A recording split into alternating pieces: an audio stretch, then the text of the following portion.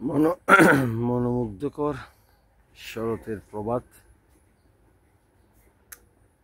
25th of September 2025 9 p.m.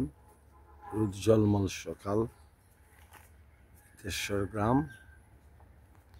আমরা যদি গ্রামে মানে প্রতিটি গ্রামে পুলিশ স্টেশন, ভালো school, judicial magistrate, voluntary judicial magistrate court স্থাপন করতে পারতাম, যদি প্রতিটি গ্রামে লাইব্রেরি, থিয়েটার, কমিউনিটি সেন্টার স্থাপন করতে পারতাম, তাহলে শহরে মানুষের এভাবে গিয়ে ভিড় করতো না। শহরে এত জাম থাকতো না। গ্রামে যদি আমরা ভালো হসপিটাল, গ্রামের কমিউনিটি ক্লিনিকগুলোতে যদি আমরা ডাক্তার আনতে পারতাম, রক্ত টেস্টের ব্যবস্থা করতে পারতাম, তাহলে গ্রামের মানুষেরা গিয়ে শহরে ভিড় করতো না ডাক্তার দেখানোর জন্য। এক্সাম্পল, আমাদের শ্রীমঙ্গল রোডে এত পরিমাণ প্রাইভেট চেম্বার, এত পরিমাণ প্রাইভেট ক্লিনিক, গ্রামের মানুষেরা ভিড় করে ডাক্তার দেখানোর জন্য। কারণ আমাদের গ্রামগুলোতে নাগরিক সুবিধা নেই, কমিউনিটি ক্লিনিকে ভালো ডাক্তার নেই, কমিউনিটি ক্লিনিকে ডাক্তারের রক্ত টেস্টের ব্যবস্থা নেই, টেকনিশিয়ান। এক মুহূর্তে শহরগুলা নীরব, শান্ত, সুন্দর হয়ে যেত যদি আমাদের গ্রামগুলোতে সরকার সুন্দর কমিউনিটি ক্লিনিক স্থাপন করতে পারত, যে কমিউনিটি ক্লিনিকে থাকবে ডাক্তার, রক্ত টেস্টের ব্যবস্থা, টেকনিশিয়ান, প্রতিটি গ্রামে থাকবে লাইব্রেরি, প্রতিটি ইউনিয়নে থাকবে police station, voluntary judicial court, যেটা ইউনিয়ন চেয়ারম্যান পরিচালিত করবে না, ভলান্টারি ম্যাজিস্ট্রেটরা পরিচালিত করবে, জুডিশিয়াল ম্যাজিস্ট্রেটরা, সাবেক বিচারক, প্রফেসর, ডাক্তার না শিক্ষকদের 6 মাসের ট্রেনিং দিয়ে জুডিশিয়াল ম্যাজিস্ট্রেট কোর্ট সরকার স্থাপন করতে পারে প্রতিটি ইউনিয়নে, যাদেরকে শুধু দেওয়া হবে টিএ দিয়ে, তাদের কোনো বেতন দেওয়া হবে না। আর একজন সহকারী সিনিয়র ডিস্ট্রিক্ট জাজ এই জুডিশিয়াল ম্যাজিস্ট্রেটের কোর্টের তিনি নেতৃত্বে থাকবেন, তিনি দেখাশোনা করবেন ভলান্টারি ম্যাজিস্ট্রেটরা জনগণকে সুবিচার দিচ্ছে কিনা। আমাদের শহরগুলা এত জ্যামে পরিপূর্ণ, এত নোংরা, এর কারণ হলো আমরা গ্রামের মানুষেরা আমাদের মৌলিক চাহিদা পূরণের জন্য আমরা আমাদের প্রতিনিয়ত শহরে যেতে হয়, ডাক্তারের জন্য, মামলার জন্য থানায়, বিচার পাওয়ার জন্য কোর্টে, সিনেমা দেখার জন্য শহরে, লাইব্রেরিতে যাওয়ার জন্য শহরে যেতে, সব কিছুর জন্য। স্বাধীনতার 55 বছর পরও রুরাল কমিউনিটি রাষ্ট্রের কাছ থেকে এইসব সুবিধা আজ পর্যন্ত পায়নি। আশা করি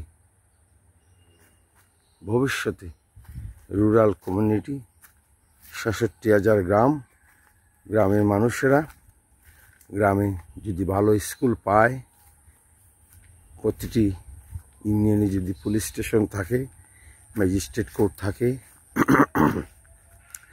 ইউনিয়নে ভালো হাসপাতাল থাকে,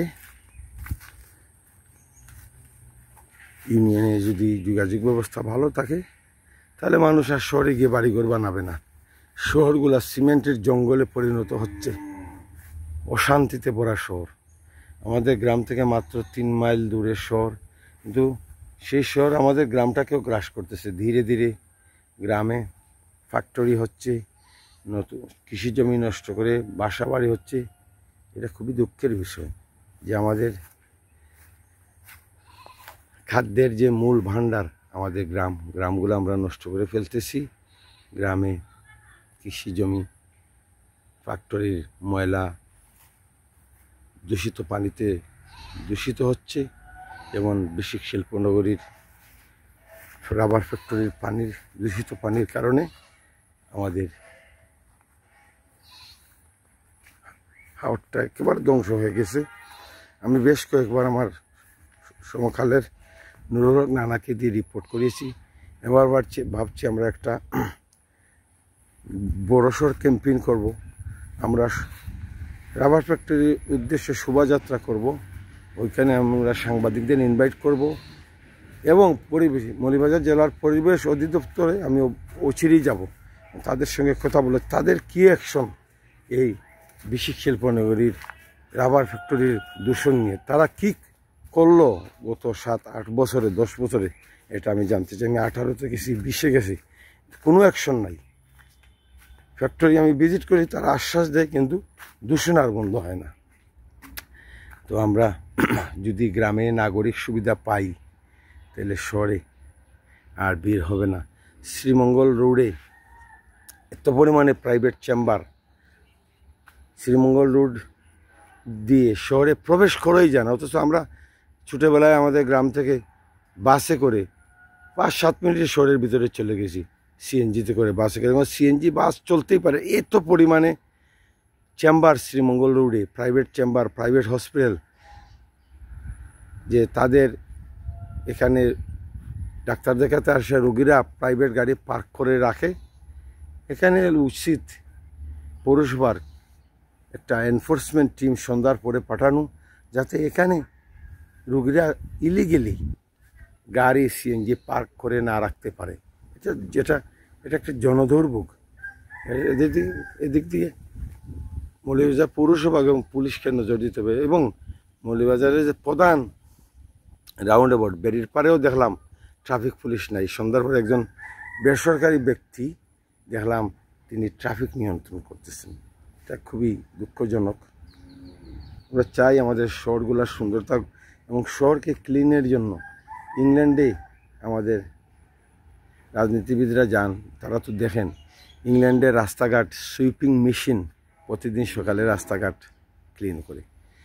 আর আমাদের সারা বাংলাদেশের পৌরসভাগুলোতে কোনো হাত দিয়ে ঝাড়ু দিয়ে আপনি ময়লা তুলতে পারবেন, সংগ্রহ করতে পারবেন, কিন্তু ধুলাবালি তো আর আপনি পরিষ্কার করতে পারবেন না, রাস্তাকে জকজকে তকতকে করতে পারবেন না। তো মৌলভীবাজার পৌরসভার প্রতি আমার অনুরোধ, আপনারা 2-3টা সুইপিং মেশিন কিনুন। এই সুইপিং মেশিন দিয়ে সারা শহরের রাস্তাঘাটকে ক্লিন করুন প্রতিদিন সকালে এবং বিকেলে, এবং রাস্তাঘাটে পানির ব্যবস্থা করুন, পানি ছিটানোর ব্যবস্থা। এত পরিমাণ ধুলা, হাইরে ধুলা, তাহলে পরে মৌলভীবাজার শহর জকজকে তকতকে হয়ে যাবে। এটা একটা ফুল বাগান, ফুলের গাছ, এটা কি ফুলের গাছ।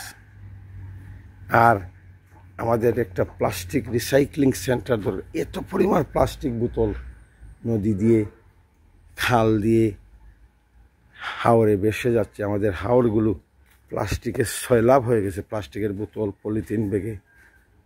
এদিকে আমাদের সরকারকে, বর্তমান সরকার এবং ভবিষ্যতের সরকারকে নজর দিতে হবে।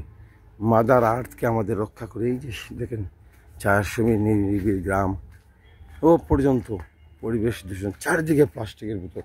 আমি আসার পর অনেক প্লাস্টিকের বোতল আমি সংগ্রহ করেছি। প্লাস্টিক যারা সংগ্রহ করে তাদের হাতে আমি তুলে দিয়েছি এখনও প্লাস্টিকের বোতল, স্বচ্ছ জল।